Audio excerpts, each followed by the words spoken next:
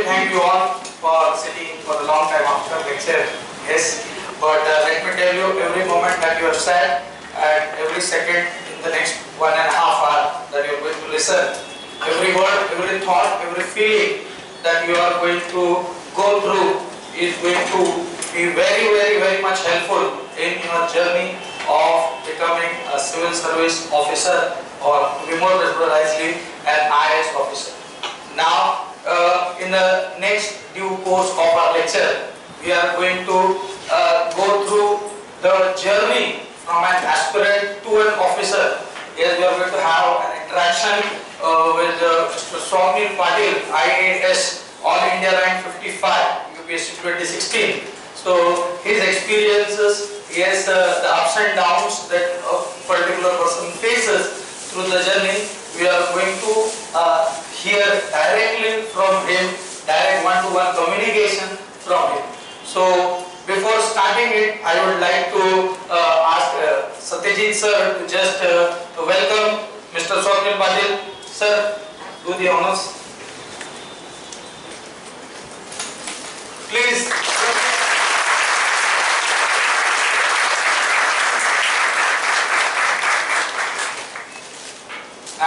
I don't think I should tell you when to clap. Yes, you all know. Yes, since you are clapping in lectures also. So, that part. Now I would like to ask Shiv Gupta sir to introduce Mr. Swapnil Patil. Shiv sir, please.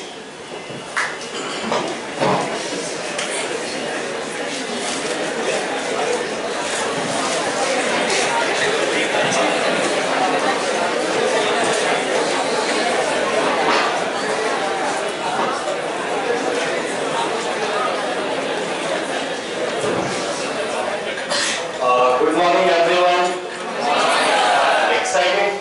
Yes. I'm too. Okay, thank you, Vanessa, for giving me an honor to introduce my friend Swapnil Patil, who is Mumbai topper, third in Maharashtra, and All India Rank 55. Okay, I'll just give you a few glimpses what I felt when I saw this Swapnil Patil. Okay. See, when I saw this Swapnil Patil for the first time, he was a very ordinary person. Okay. He looks like a very ordinary person. Okay. But when I come to know further about Swapnil Patil, then I come to know he is a very dedicated, he is a very committed and focused person. And the best quality I saw him, he always knew what UPSC required. Okay. So we had a group of many friends. Okay. When first he appeared for the first mains, he bypassed all the expectation, and he even beaten many stalwarts. We call him T-Smart man. Okay. We always have some T-Smart man in our class. We think this person is going to, qualify for the UPSC. But he became a dog horse, and then he almost scored, I guess around 4 to 5 marks shorter than the interview. Okay.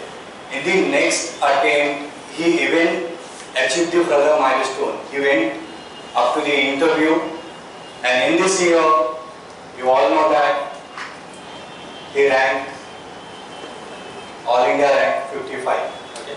So, I'm not going to waste much of your time. I will introduce my friend Swapnil Patil, and he will guide you about the UPSC. So let's make some noise.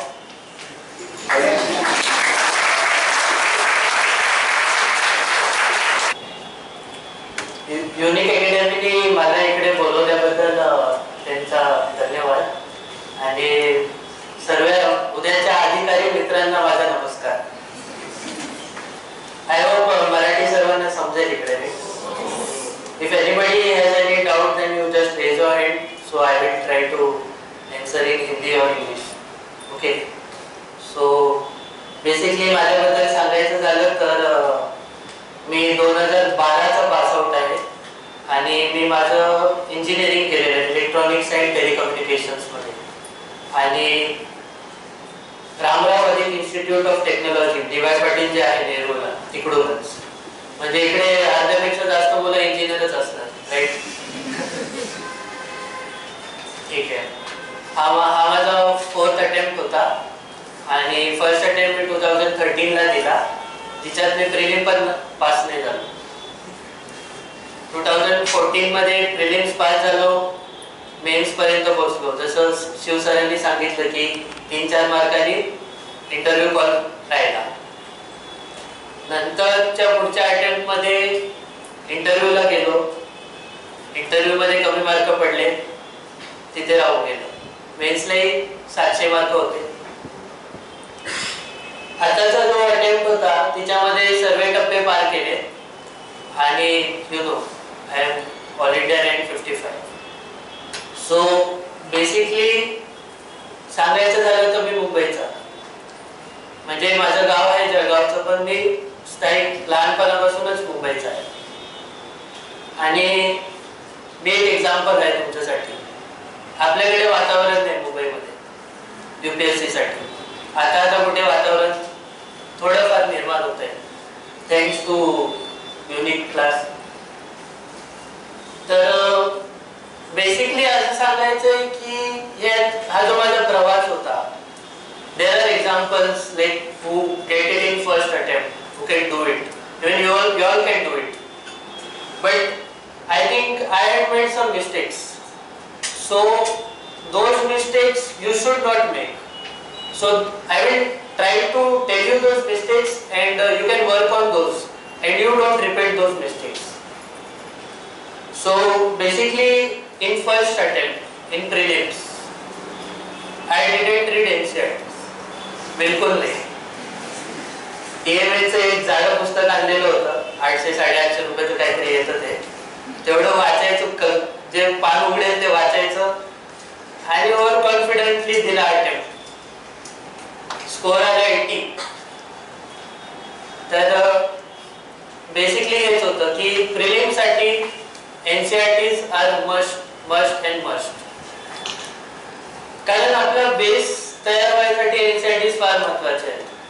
म्हणजे basically आपण 90% पेक्षा जास्त मुलं इकडे state बोर्डचे असतो आणि आपल्या स्टेट बोर्डचा जो पोर्शन असतो आणि CBSE पॅटर्नचा पोर्शन याच्यामध्ये खूप फरक असतो, जमीन आसमानाचा फरक असतो. तर ते आपल्याला कुठेतरी एज मिळत नाही जे बाकीच्या बाहेरच्या मुलांना मिळतं.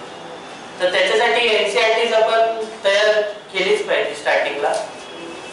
आणि माझी एक स्ट्रॅटेजी होती जी वेगळी होती बाकीच्यांपेक्षा, म्हणजे अप्रोच मध्ये, की ठीक आहे मी NCERT वाचली, एकदा वाचली, दोनदा वाचली, तीनदा वाचली, बट व्हॉट मेनी टाइम्स मी एखादा चॅप्टर वाचतोय, समजा मी इतिहासाचा फर्स्ट चॅप्टर वाचतोय बिपिन चंद्रामधून, आपण वाचताना ना आपल्या बोर मार्क आपल्याला काही सब्जेक्ट्स, तर आपण बरेच पॉइंट मिस आउट करतो. कधी झोप लागते, कधी पेंगतो, कधी काय होतं, ठीक आहे. तर first reading should be like a story book reading, where you read the NCERT books. Don't try to like मला समजत नाहीये एकच पॉइंटवर, काय पोरं काय करतात दिवसभर एक दिवसामध्ये 4 पेज वाचतात. असं नाही झालं पाहिजे. ठीक आहे फर्स्ट अटेम्प्ट फर्स्ट बॉलला काही 6 मारणार आहे का, so read it like a story book. In the second reading, try to see all the nitty-gritties. ठीक आहे, म्हणजे go into the details. Okay, this is the thing, this is the thing. So, like if I give an example, like there is a chapter in NCERT which is of say 4 to 5 pages. ठीक आहे, we'll take an example. So, try to condense that in one page, just one page. याच्यामध्ये ते 4-5 page आले पाहिजे एका पेजवर. मग तिच्यामध्ये तुम्हाला जे महत्त्वाचं वाटतं की हे बघितल्यावर मला अख्खं जे सिनारिओ आहे ते लक्षात येईल. असं तुम्ही समजा प्रत्येक गोष्टीला केलं, एक तुमचा अभ्यास होतो, दुसरं तुमच्याकडे नोट्स बनतात आणि ते युनिक असतात कारण ते तुमचे असतात आणि ते लास्ट मिनिट रिव्हिजनला, लास्ट आवर रिव्हिजनला महत्त्वाचे होऊन जातात. हे आपण समजा केलं ही एक्सरसाइज, आणि जसं मी सांगितलं की 2-3 रीडिंग मध्ये आपण खूप पॉइंट्स मिस आउट करतो, तर त्याच्यासाठी मी असं सजेस्ट करेन की तुम्ही जास्तीत जास्त पेपर सॉल्व्ह करा. पेपर सॉल्व्ह करणं फार महत्त्वाचं आहे. म्हणजे आपले युनिक क्लास जे असतीलच, अजूनही कुठले, पण पेपर सॉल्व्ह करणं महत्त्वाचं आहे. आपण टॉपिक वाईज समजा पेपर सॉल्व्ह केला, म्हणजे मी इतिहासाचा पेपर सॉल्व्ह केला, 100 प्रश्न सोडवले, फुल अटेम्प्ट मारा. आपल्याला कोणाला दाखवायचं नाहीये की मला एवढे चुकले आणि काय. फुल अटेम्प्ट मारा. Try to see how much you know, try to take risk, try to like do it. Okay, so 100 प्रश्न सॉल्व्ह केले, तिच्यामध्ये समजा माझे 50 चुकले, मग 50 माझे कुठल्या चॅप्टर मधून चुकले, कुठल्या पार्ट मधून चुकले, मेडिवल मधून चुकले, मॉडर्न मधून चुकले, एन्शियंट मधून चुकले, हे आकलन करणं महत्त्वाचं आहे. म्हणजे ठीक आहे, माझा 1857 मधून एक प्रश्न चुकला की लखनौ मधून ही बेगम होती, ठीक आहे, तो चुकला. Get back to the books, underline that point where you went wrong. त्याच्या वरचं वाचा, त्याच्या खालचं वाचा, परत तिथून प्रश्न आला तर तो रॉंग झाला नाही पाहिजे याची तसदीक. असे तुम्ही 100 प्रश्न सोडवतात एका पेपरचे, आणि 100 प्रश्नाचं समजा तुम्ही आकलन करता, म्हणजे सोल्युशन दिलेलंच असतं. प्लस तुम्ही बुक्स मध्ये जाल, जसं मी सांगितलं की reverse engineering, try to get back to books. तर या प्रोसेस मध्ये काय होईल की you will get an idea. तुम्ही स्वतःला टेस्ट करताय by solving the papers and you get to know where I stand. Plus तुमचा अभ्यास होतोय, प्लस तुम्हाला 10 गोष्टी अजून कळतायत. म्हणजे 100 प्रश्न, प्रत्येक गोष्टीमध्ये 3 तरी नव्या गोष्टी कळतील. असे 300 टॉपिक तुमचे एका पेपर सॉल्व्ह करण्याने सॉल्व्ह होतील, तर प्रॉब्लेम सॉल्व्ह होईल. तर असंच प्रत्येक गोष्टीचं करा. म्हणजे 2दा-3दा तुम्ही समजा रीडिंग केली एनसीईआरटीची, नंतर कुठल्या नोट्स युनिकच्या असतील त्याच्यानंतर तुम्ही ही प्रोसेस करा रिव्हर्स इंजिनिअरिंगची. हिच्यामध्ये फायदा हा होईल की you will not gate wrong. आणि पेपर जेव्हा आपण सॉल्व्ह करतो तेव्हा आपल्याला एक कल कळतो की what is the trend, what is the UPSC expecting. म्हणजे स्टार्टिंगला तर आपण यूपीएससीचे प्रिव्हियस इयरचे पेपर्स तर बघायचेच असतात, पण त्याचसोबत या पेपरमुळे आपल्याला एक कल कळतो की this is the trend, this is the way I have to go through. That is the thing. Plus UPSC is unpredictable. It is not so. You can predict things. Basically, you need to strike a balance between the dynamic and the static part. So the dynamic part is about the current affairs, and the static part is the NCERTs and the basic topics which are involved. So 50% तुमचा जो time आहे तो static साठी दिला पाहिजे आणि 50% for current. I am talking from prelims point of view. Okay. So आणि current मध्ये कसं असतं की जे घडत असतं, आपले युनिकचे करंट अफेअर्सचे मॉड्यूल्स सरांनी सांगितले की बनतातच, तर ते तुम्ही चांगले केले, अजून दुसऱ्या गोष्टी केल्या, तर रोजचा पेपर रीडिंग तर आहेच, ठीक आहे. हे सर्व मी आता प्रिलिम्सच्या पॉईंट ऑफ व्ह्यूने मी मेन्सवर येईल नंतर. तर रोजचा पेपर तर आहेच, त्यातल्या तुम्ही नोट्स काढतातच आहेत, पण त्याचसोबत हे जे गोष्टी आहेत त्या समजा आपण केल्या तर करंटवर फोकस पाहिजेच, आणि स्टॅटिकलाही आपण वगळून चालणार नाही. पण या स्टॅटिक मध्ये जे प्रश्न विचारतात, there is some link, there is some relevance to what is being asked. Like this year if you see, Mediterranean sea वर एक प्रश्न आलेला होता. तर मेडिटेरियन सी वर का प्रश्न विचारला की त्याच्या आजूबाजूला किती कंट्रीज आहेत, कारण वेस्ट एशियामध्ये प्रॉब्लेम्स चालू आहेत. So it is expected that you should know this things. त्याच्या आदल्या प्रिलिम्स मध्ये गोलन हाइट्स म्हणून कुठे आहे, इजिप्त मध्ये आहे कुठे आहे, सिरियामध्ये आहे, असा प्रश्न होता. तर always there is a relevance. परत मला आठवतं की 2 वर्ष आधी एक गदर मुवमेंटवर प्रश्न आलेला होता. तर गदर मुवमेंटला तेव्हा 100 वर्ष पूर्ण झाली होती. So many things are there are almost 20 to 25-30 questions which you can predict की हिच्यावर येणार आहे प्रश्न, ठीक आहे. तर तो आपला एक अप्रोच पाहिजे की बरेचदा आपले जे पंतप्रधान आहेत जे ठिकठिकाणी जातात तर ते तिकडे काहीतरी बोलतात, तर त्या गोष्टी महत्त्वाच्या होतात. जसं आता ते ओडिसाला गेले होते तर तिकडे पैका रिलिजन, तर त्यांनी सत्कार केला होता की म्हणजे it was not much talked about Paika rebellion. So त्यांनी तो सत्कार केला. तर त्याच्यामुळे पैका रिबिलियन यावर्षी महत्वाचं होऊन झालं.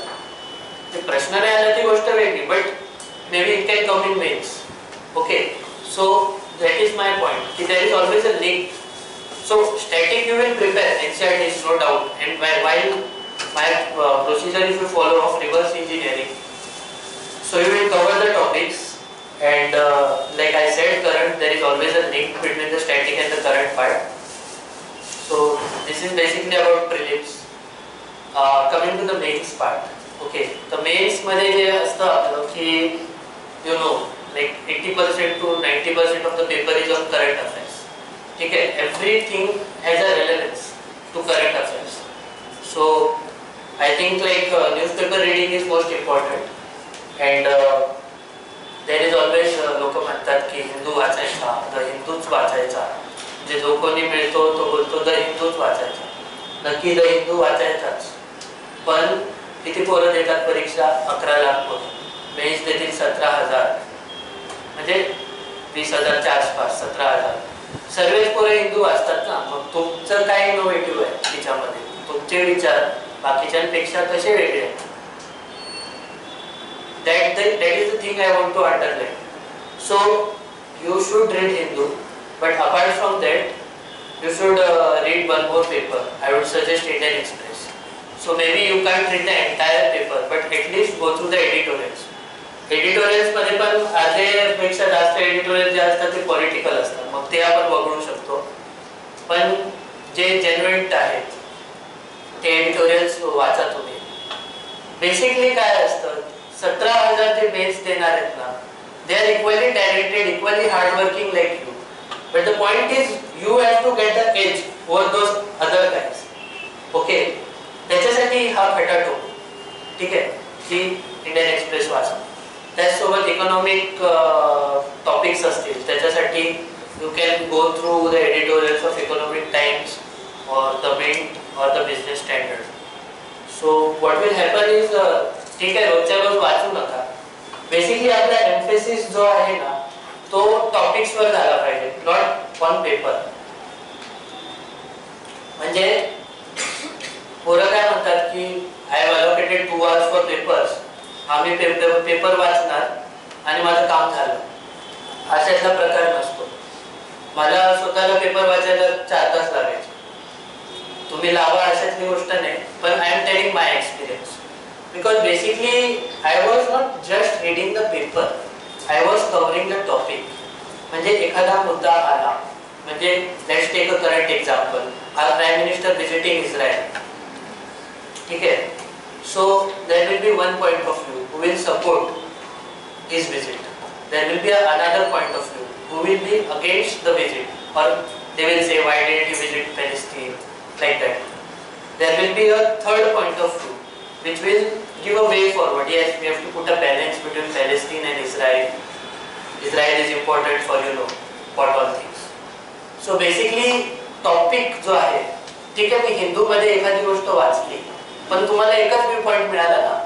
मेन्सचं जेव्हा आपण आन्सर देतो ना तेव्हा आपल्याला त्याच्या बाजूने लिहायचं असतं, त्याच्या विरोधात लिहायचं असतं आणि एक वे फॉरवर्ड द्यायचं असतं. तर त्याच्यासाठी I suggest that you put emphasis on topic, की मला सर्व व्ह्यूज माहिती पाहिजे. मे बी खूप जणांचं असं असतं की कोणी राईटिस्ट असतं, कोणी लेफ्टिस्ट असतं, कोणी सेंट्रिस्ट असतं, पण आपण as a bureaucrat have to have an idea of each and every point of view, and that must be reflected in your answers. And that's the reason why I am emphasizing that put focus on topics. एक paper आपला Bible असेलच की हा मला फुल वाचायचा आहे, पण बाकी वेळेस म्हणजे आता टॉपिक शोधायचे कसे. हा एक एक्झाम्पल घेऊ आपण इस्रायलचं, की मी गुगलवर सर्च मारलं तर गुगलवर सर्च मारलं हजारो टॉपिक येतील. ठीक आहे, हजारो आर्टिकल्स येतील. बट गुगल आपण सर्च मारतो ना तेव्हा इथे वेब असतं, इमेजेस असतं आणि न्यूज असतं.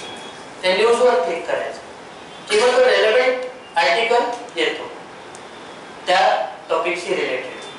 तर एका पेजवर concise may be this page and the पाठीचा पेज. तर तिच्यावर आपण कन्साइज की दिस इज द पॉझिटिव्ह म्हणजे बाजूनी त्याच्या विरोधात आणि way forward. So this must be your approach while going for mains, doing your preparations for mains. And let me tell you like how to write answers. Mains मध्ये answers म्हणजे तुम्हाला माहितीच असतील मला 904 मार्क आहेत मेन्स मध्ये, which is the highest in Maharashtra. So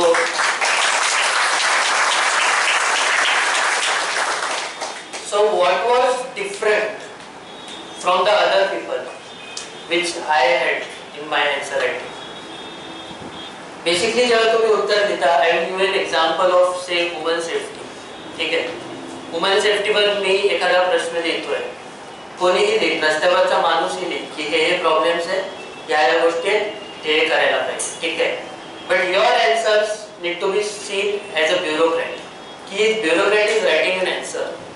so plain answer कोणीही लिहू शकतं, मीही लिहू शकतो, तुम्हीही लिहू शकता. वेगळं कसं बनवायचं? My strategy, there will be hundreds of strategies.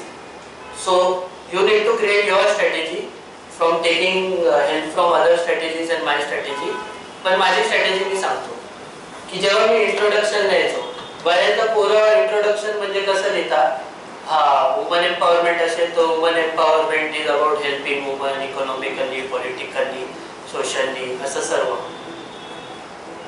Question असेल ना, त्याच्यामध्ये एखादा शब्द असेल, it is understood that the examiner knows की ते काय आहे. इंट्रोडक्शन कसा आला पाहिजे वुमन सेफ्टीचा की the NCRB data shows that in 1 hour this much murders, this much assaults, this much happens. Okay, असा एक इंट्रोडक्शन आला पाहिजे. तर हे झालं वुमन सेफ्टी बद्दल. असंच तुम्हाला प्रत्येक टॉपिक बद्दल म्हणजे तुम्ही सिलेबस समजा ठेवाल, you will get the topics. असं प्रत्येक टॉपिक बद्दल you will have to create नाही म्हणजे ते फॅक्ट्स मिळवावे लागतील तुम्हाला. Paper reading through, articles reading through. तर ते तुम्हाला फॅक्ट्स एक 50-100 फॅक्ट्स बनवावे लागतील, एक सेपरेट डायरी ठेवावी लागेल. ठीक आहे, आणि this is not like an ocean. There are selected topics म्हणजे वुमेन, कास्ट, SC ST, म्हणजे हे जे गिने चुने टॉपिक्स आहेत, डिझास्टर, अर्थक्वेक, हे ते तिच्यावरच प्रश्न रिव्हॉल्व होत असतात. फक्त context might change but the topics remain static. So that is the thing की तुम्ही 50-100 जरी फॅक्ट बनवले तर you can effectively use those facts in your answers. You can start with those facts, you can put it in the middle of the answers. Okay, this is your introduction. Now you come to the main part. So the main part I have told that you have to have 3 point of view. Let me give you an example like simultaneous elections. Simultaneous elections मध्ये एक जो असेल तो त्याच्या बाजूने बोलत असेल तर त्याच्या गोष्टी येतील मेरिट्स मध्ये, एक जो असेल तो त्याच्या विरोधात बोलत असेल त्या गोष्टी येतील डिमेरिट्स मध्ये. आणि मग एक वे फॉरवर्ड म्हणजे आता समजा कोणी बीजेपीचा असेल तो त्याच्या बाजूनेच लिहिणार आहे. ठीक आहे, so you will have to take that point of view. कोणी काँग्रेसचा असेल तो त्याच्या विरोधात तो पॉइंट ऑफ व्ह्यू घ्यायचा. आणि मग समजा आपले जे फॉर्मर चीफ इलेक्शन कमिशनर आहेत SY कुरेशी, त्यांचे बरेच आर्टिकल आलेले सायमल्टेनियस इलेक्शन. तर असे ब्युरोक्रॅट्स, बरेचसे एक्सपर्ट्स, पॉलिसी एक्सपर्ट, स्ट्रॅटेजिस्ट असे आर्टिकल्स लिहित असतात. And their articles are without any prejudice and they have ideas in their articles. So try to gather those ideas आणि that should be reflected in your answers. And in fact you can quote their names की XY Qureshi in Indian Express, or don't mention the name. XY Qureshi was of the point of view that we must increase the battalion of CRPF so that we can reduce the phases of elections. असं म्हणजे प्रत्येक गोष्टीबद्दल. आणि आपण आहे ना काही व्यक्ती असतात, 20-25 चांगले व्यक्ती आहेत ते छान आर्टिकल्स लिहितात, तर त्यांना फॉलो करायचं. ते कुठल्याही पेपरमध्ये लिहू दे आर्टिकल्स, त्यांना फॉलो करायचं. म्हणजे ब्रह्माचेलानी आहेत, ते फार एक चांगले स्ट्रॅटेजिस्ट आहेत. ते म्हणतात की 3रं महायुद्ध हे पाण्याच्या प्रश्नावरून चालू आहे. तर पाण्याचा असा काही प्रश्न आला तर हे कोट करायचं ना, दॅट विल बी इफेक्टिव्ह. बाकीच्या लोकांच्या उत्तरांपेक्षा तुमच्या आन्सर इफेक्टिव्ह असेल. ठीक आहे. ब्रह्माचर्याने झाले, आपलं ॲग्रिकल्चर असेल तर अशोक गुलाटी आहे, रमेश चंद नीती आयोगचे आहे. नीती आयोगच्या लोकांचे तर आर्टिकल्स वाचायचेच. ठीक आहे. म्हणजे हे झाले विवेक देबरॉय झाले, अरविंद पनागारिया झाले, तर यांचे आर्टिकल्स जे आहेत ते फॉलो करायचे. आणि कारण there are many ideas and what UPSC wants is ideas. So you try to follow this people and reflect those things in your answers and you try to quote them. That will be more effective. Okay, this boy knows or this girl knows ki यांनी असं म्हटलेलं आहे, and he has a vivid full picture of the entire thing. This is your main part. Now comes your conclusion. Conclusion लिहिताना कसं लिहायचं? Conclusion should be always on a positive note. It must have a way forward. So it's like समजा मी एक example देतो की waste मॅनेजमेंटचं.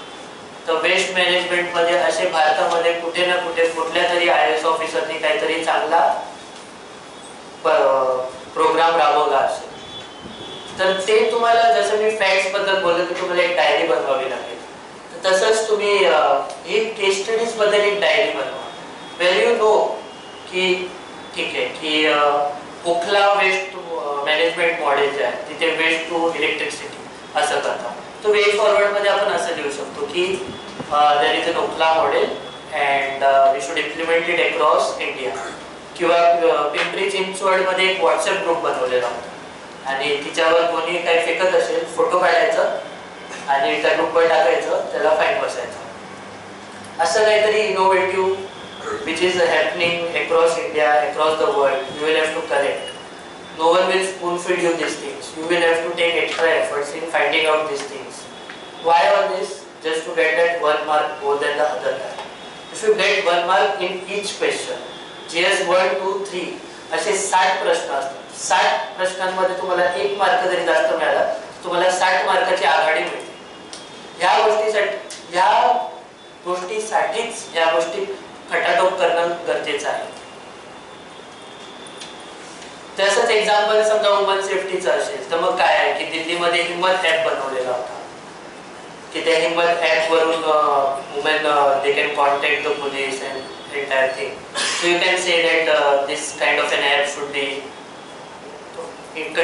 Nation wide त्याला implement केलं पाहिजे. किंवा आपलं जे तेलंगणामध्ये महेश भागवत सर आहेत, IPS आहेत, त्यांचा शी ग्रुपचा इनिशिएटिव्ह आहे. त्या शी ग्रुपमध्ये असं आहे की they have created a group of some citizens and police आणि ते सिव्हिल ड्रेसवर असतात आणि हँडीकॅम असतो त्यांच्यावर आणि ते try to see who is teasing, who is all, ते सगळ्या गोष्टी करतायत. So it has been effectively implemented. तर ह्या गोष्टी तुमच्या आन्सरमध्ये तुम्ही टाकल्या पाहिजे. That is where you get an edge over others.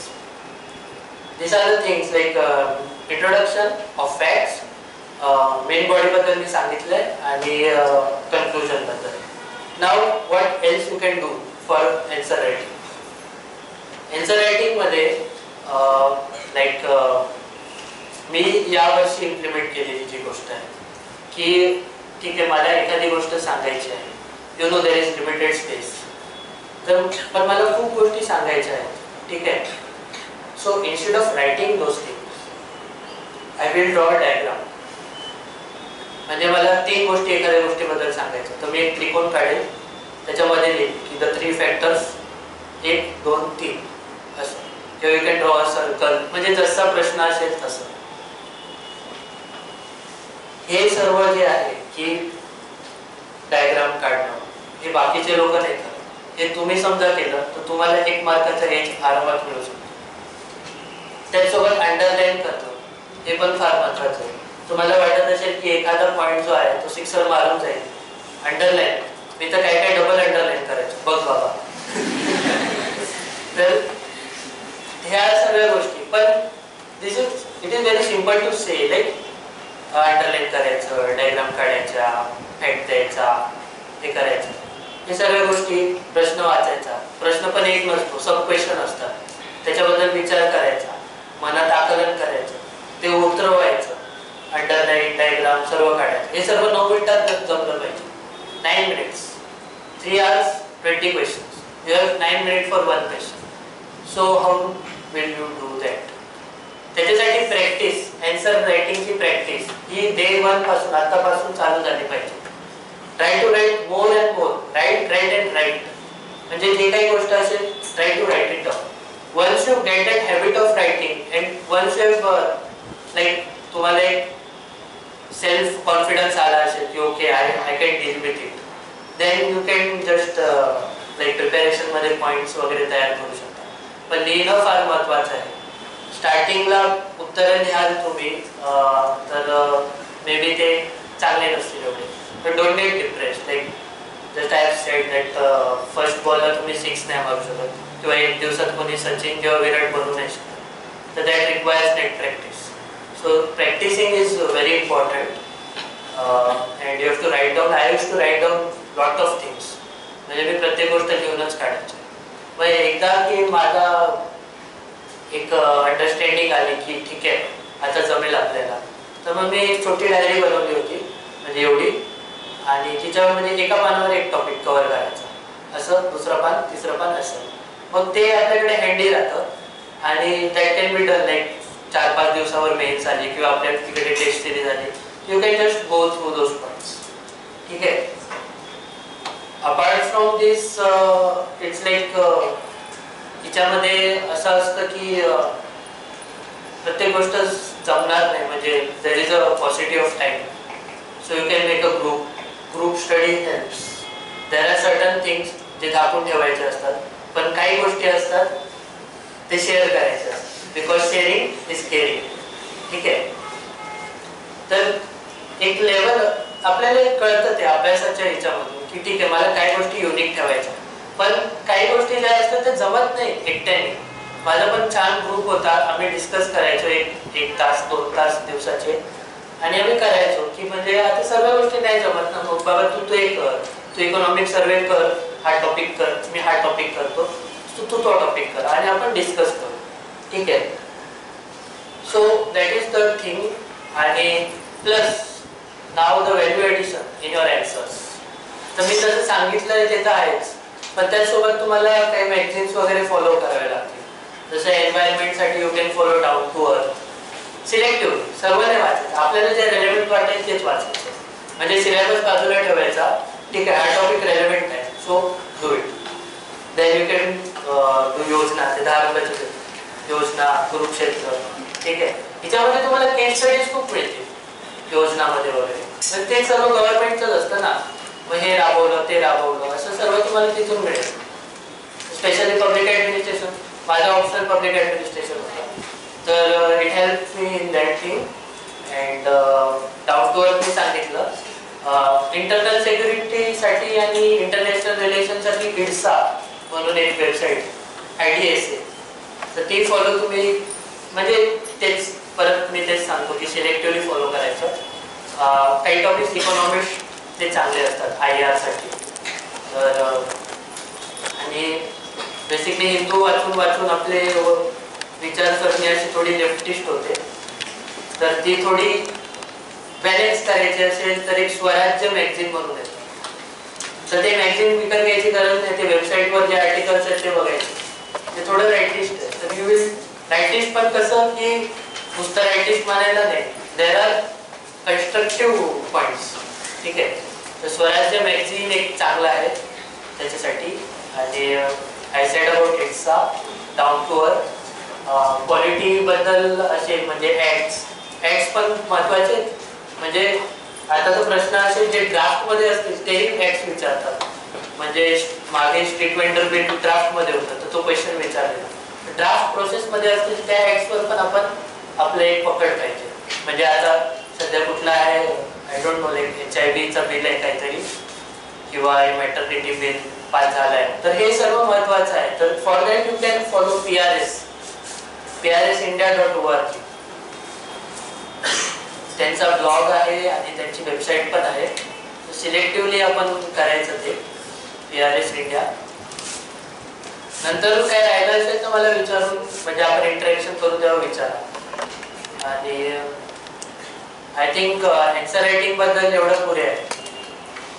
Coming to the economic survey राहिला. इकॉनॉमिक सर्वे मध्ये तुम्ही सर इकडे शिकवतीलच, पण त्याचसोबत इकॉनॉमिक सर्वे तर शिकला, पण त्या एक्झामिनरला कळलं पाहिजे ना की तू इकॉनॉमिक सर्वे वाचलाय.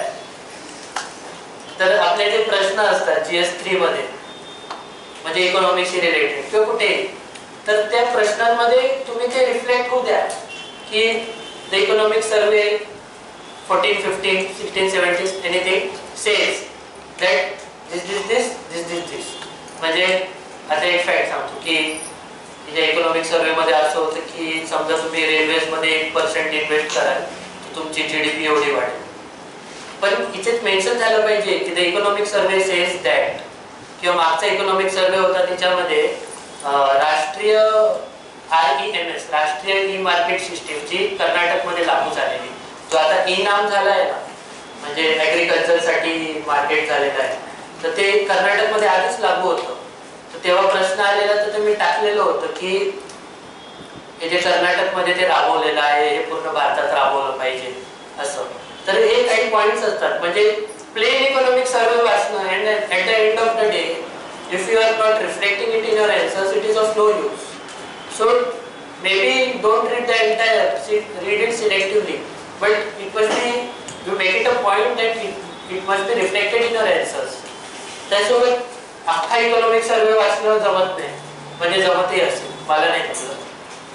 तर इकॉनॉमिक सर्वे जेव्हा येतो म्हणजे जेव्हा येतो फर्स्ट आठवड्यात येतो फेबच्या, तर तेव्हा काय असतं की आर्टिकल्स येत असतात न्यूजपेपरमध्ये, and those articles are written by CEA, म्हणजे आता अरविंद सुब्रमण्यम आहेत, तर ते आर्टिकल्स देतात बेस्ड ऑन, म्हणजे यावेळेस युनिव्हर्सल बेसिक इन्कम खूप गाजलं. तर असे काही काही टॉपिक्स आहेत based on each chapter there is an article.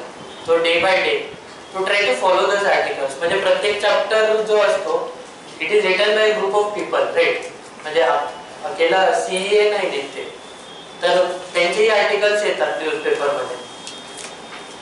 त्या आर्टिकल मध्ये काय होतं की आपल्याला एक सारांश मिळतो त्या चॅप्टरचा. नुसतं जरी ते आर्टिकल वाचलं तर आपला तो टॉपिक कव्हर होतो. तर just after economic survey over a week और 2 weeks there are articles in the newspaper. So try to follow those. कुठल्याही न्यूजपेपरमध्ये येऊ दे, पण ते महत्त्वाचे आहे. आणि ते समजा आपल्याकडे कात्रल असेल किंवा एक पॉइंट्स असतील तर that can be written effectively. And again I say that try to mention in your answer की इकॉनॉमिक सर्वे मध्ये आहे ही गोष्ट. Coming to the essay part. So essay is where it decides whether you will get an interview call or actually. कारण GS मध्ये सर्वांनाच average mark येत असतात, पण एसे मध्ये समजा तुम्हाला एक चांगले 150च्या वरती मार्क असतील तर पक्का कॉल असतो, ऑप्शनल आणि एसे. तर एसे बद्दल म्हणायचं झालं म्हणजे यावर्षीचा एसे होता तो मी तेच एक्झाम्पल घेऊन तुम्हाला सांगेन. So you will understand it more effectively. So basically I rot on women, ते जे एंडेंजर एक एसे होता तिच्यावर मी